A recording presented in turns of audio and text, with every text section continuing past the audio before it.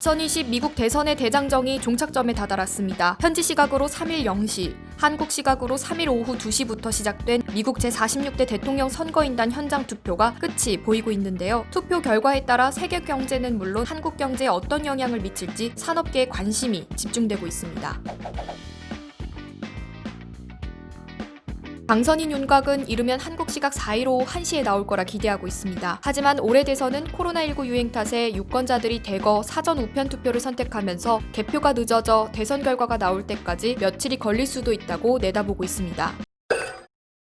우선 각종 여론조사 지표에선 조 바이든 민주당 후보가 우위를 점하고 있습니다. 미국 현지 언론사들은 미국 대선을 하루 앞두고 이뤄진 마지막 여론조사에서 조 바이든 민주당 후보가 도널드 트럼프 대통령을 10%포인트 차이로 앞섰다고 보도했는데요. 이외에도 선거 분석 매체 538은 바이든 후보의 승률을 89%로 봤고 영국 시사주간지 이코노미스트는 96%까지 높여 잡았습니다. 하지만 대선 승부를 결정짓는 경합주에서는 트럼프 대통령이 오차 범위 안에서 추격하고 있어 승부를 예단하긴 쉽지 않은 상황입니다.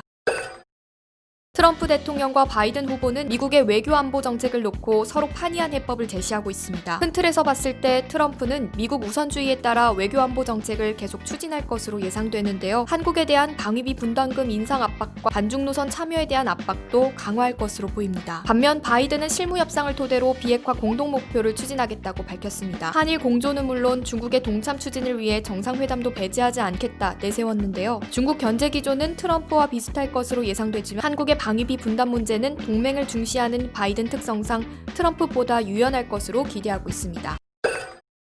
도널드 트럼프 대통령은 그동안 성장 친화적 정책을 펼쳐왔습니다. 반면 조 바이든 민주당 대선 후보는 중산층 회복과 자유무역을 주장하고 있어 두 후보 중 누가 승리하느냐에 따라 우리 기업과 증시의 대처도 달라질 것으로 예상됩니다. 트럼프 대통령이 당선될 경우 미중 갈등이 심화되면서 한국 입장에서는 미국과 중국 중 택일해야 하는 상황이 지속될 것으로 보입니다. 한국에 대한 수입 규제 확대 가능성도 배제할 수 없습니다. 특히 반도체, 5G, 방위산업 등에서 대중 압박 동참 요구가 우리 산업에 부담이 될 것으로 보이며 또한 한미 FTA에 대한 관리 감독도 강화될 가능성이 있습니다. 바이든 후보 역시 미국 제조업 역량 강화를 통한 일자리 창출과 수출 산업 경쟁력 강화를 공약으로 내세운 만큼 대형 인프라 투자, 정부 조달 시장에서 보호무역 정책이 시행될 것으로 예상됩니다. 현대경제연구원은 미국 신용평가사 무디스의 결과를 토대로 분석한 결과 바이든 후보 당선 시 트럼프 대통령 재선보다 미국 경제가 더 강한 모습을 보이면서 한국 경제에 더욱 우호적인 환경이 조성될 것으로 내다봤습니다. 국내외 실물 경제 동향을 조사하는 산업연구원 측은 미국의 구체적 산업정책 전략과 중국의 대응을 면밀히 추적 분석하고